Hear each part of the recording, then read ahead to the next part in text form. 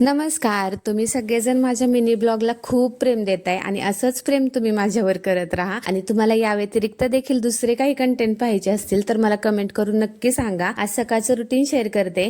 रोज रोज मला भाजी चपाती खाऊन ना खूप कंटाळा आला होता, त्यामुळे मी आज विचार केला की साबुदाणा खिचडी बनवावी. मग मी रात्री साबुदाणा भिजत घातला होता आणि सकाळी जरा लेटच उठले. मग फक्त साबुदाणा बनवायचा होता, त्याला काही जास्त वेळ लागत नाही हा विचार करून मी लेट उठले होते. सकाळी पाणी गरम करायला ठेवलं, त्यानंतर चहा बनवून घेतला. चहा सकाळचा मला लागतोच, त्याशिवाय माझी सकाळ होतच नाही. त्यानंतर शेंगदाणे वगैरे भाजून घेतले आणि माझ्याकडच्या नाही हिरव्या मिरच्या संपल्या होत्या, त्यामुळे मी त्याच्यामध्ये लाल सुक्या मिरच्या ऍड केल्या आणि चहा ठेवला होता एका साईडला आणि एका साईडला शेंगदाणे भाजून घेतले. त्यानंतर घर वगैरे झाडून घेतले. शेंगदाणे थंड होता ते तोपर्यंत. आजकाल शेड्यूल थोडंसं बिझी चाललेलं आहे, मला सगळी कामं करायला सकाळचा वेळ भेटत नाही, पण मी प्रयत्न करते माझं व्यवस्थित रुटीन लावण्याचा आणि रेग्युलर ब्लॉग टाकण्याचा. तुम्ही इथून मागे खूप साथ दिलेली आहे आणि इथून पुढेही तुमची साथ अशीच राहू द्या. असा होता आजचा माझा दिवस. भेटूया पुढच्या ब्लॉग मध्ये. बाय.